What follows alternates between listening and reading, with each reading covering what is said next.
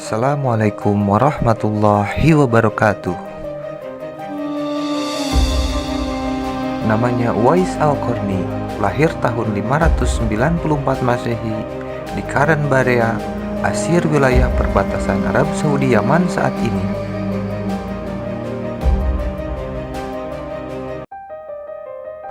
Dikisahkan, di Yaman tinggallah seorang pemuda bernama Uwais Al-Qarni yang berpenyakit sopak, tubuhnya belang-belang.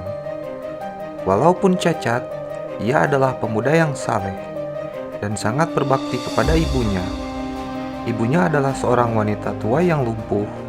Uwais senantiasa merawat dan memenuhi semua permintaan ibunya. Hanya satu permintaan yang sulit ia kabulkan. "Anakku, mungkin ibu tak lama lagi akan bersama kamu.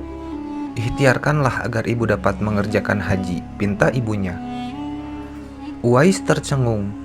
Perjalanan ke Mekah sangatlah jauh, melewati padang pasir tandus yang panas. Orang-orang biasanya menggunakan unta dan membawa banyak perbekalan, namun Uwais sangat miskin dan tidak mempunyai kendaraan.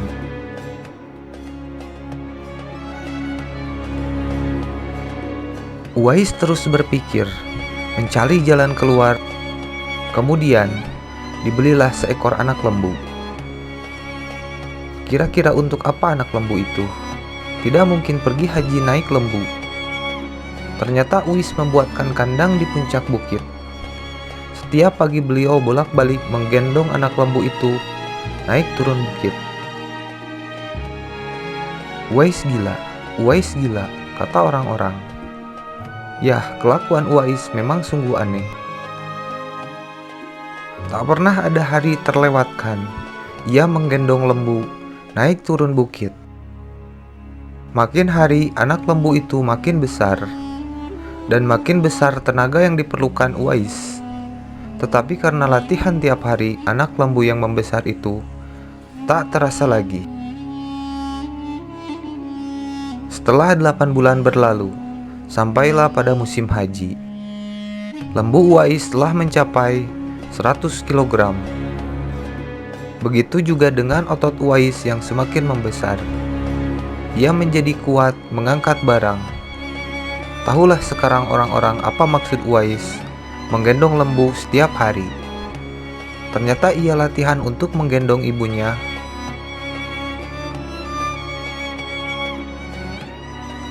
Uwais menggendong ibunya berjalan kaki dari Yaman ke Makkah.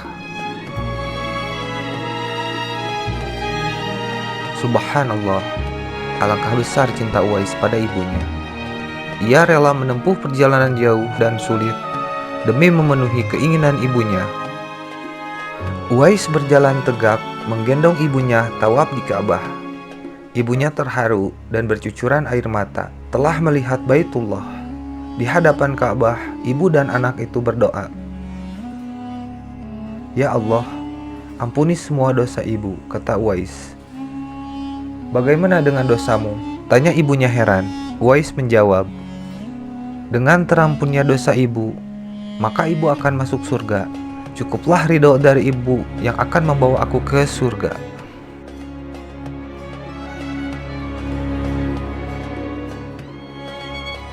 Pertemuan Uwais dengan Amirul Mukminin Umar bin Khattab. Dari Usair bin Jabir, dia berkata, ketika Umar bin Khattab didatangi oleh rombongan orang-orang Yaman, ia selalu bertanya kepada mereka, "Apakah Uwais bin Amir ada dalam rombongan kalian?"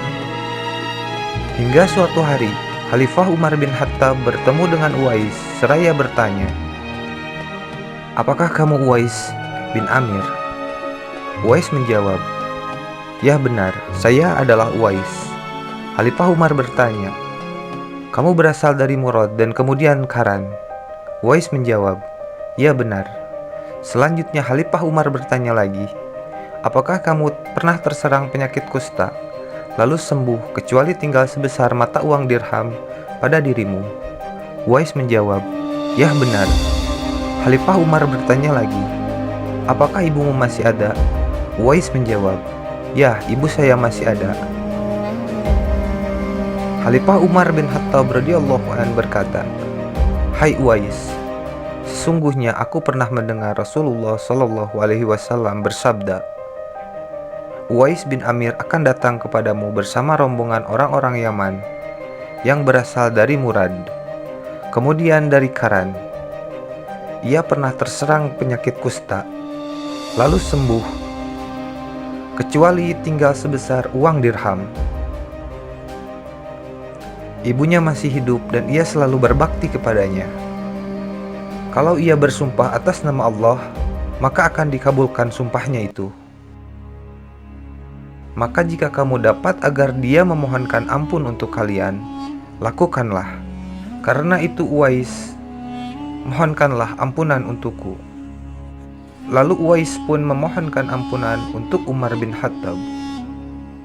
Setelah itu Khalifah Umar bertanya kepada Uwais, "Hendak pergi kemana kamu Uwais?" Uwais bin Amir menjawab, "Saya hendak pergi ke Kufah, ya Amirul Mukminin." Khalifah Umar berkata lagi, "Apakah aku perlu membuatkanmu surat khusus kepada pejabat Kufah?" Uwais bin Amir menjawab, "Saya lebih senang berada bersama rakyat jelata, ya Amirul Mukminin." Usair bin Jabir berkata, pada tahun berikutnya, seorang pejabat tinggi Kufah pergi melaksanakan ibadah haji ke Mekah.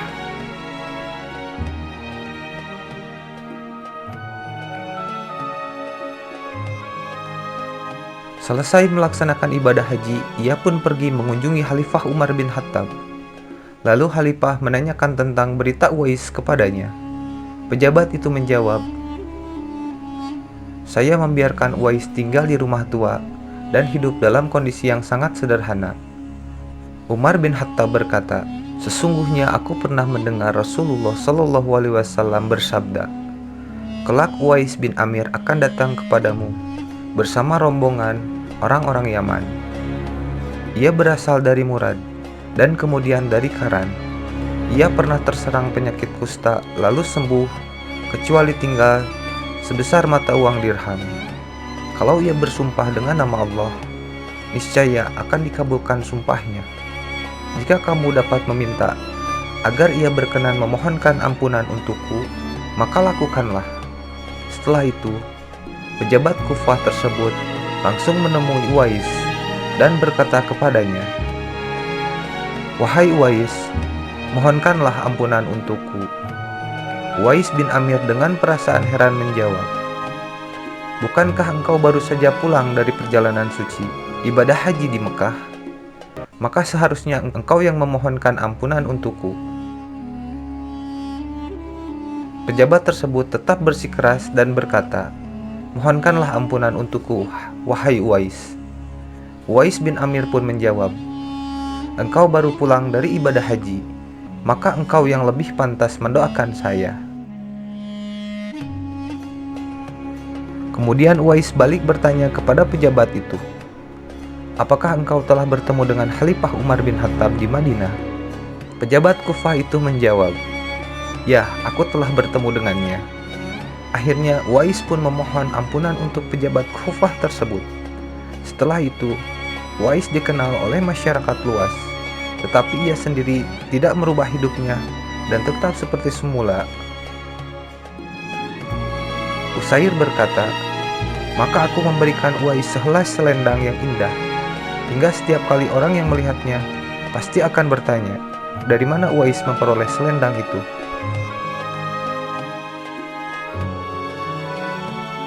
Kematian Uwais Al-Qarni. Beberapa tahun kemudian, Uwais Al-Qarni berpulang ke rahmatullah. Anehnya, pada saat dia akan dimandikan, tiba-tiba sudah banyak orang yang berebutan untuk memandikannya. Dan ketika dibawa ke tempat pembaringan untuk dikafani, di sana pun sudah ada orang-orang yang menunggu untuk mengkafaninya.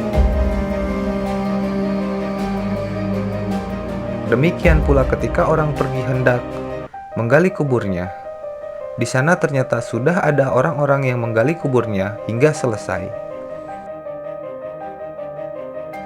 Ketika usungan dibawa menuju ke pekuburan, luar biasa banyak orang berebutan untuk mengusungnya. Meninggalnya Uwais Al-Qarni telah menggemparkan masyarakat kota Yaman. Banyak terjadi hal-hal yang amat mengherankan. Sedemikian banyak orang yang tak dikenal berdatangan untuk mengurus jenazah dan pemakamannya. Padahal Uwais Al-Qarni adalah seorang yang fakir, yang tidak dihiraukan orang. Sejak ia dimandikan sampai ketika jenazahnya hendak diturunkan ke dalam kubur, di situ selalu ada orang-orang yang telah siap melaksanakan terlebih dahulu. Penduduk kota Yaman tercengang. Mereka melihat, mereka saling bertanya-tanya, "Siapakah sebenarnya engkau, wahai Uwais Al-Qarni? Bukankah Uwais yang kita kenal sebenarnya hanyalah seorang fakir yang tak memiliki apa-apa, yang kerjanya sehari-hari hanyalah sebagai pengembala domba dan unta?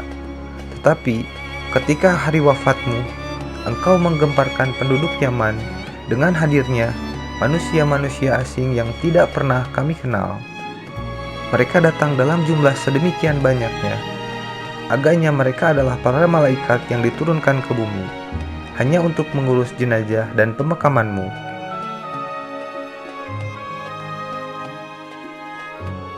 Berita meninggalnya Uwais Al-Qarni dan keanehan-keanehan yang terjadi ketika mengetahuinya. Siapa sebenarnya Uwais Al-Qarni? Selama ini tidak ada orang yang mengetahui siapa sebenarnya Uwais Al-Qarni.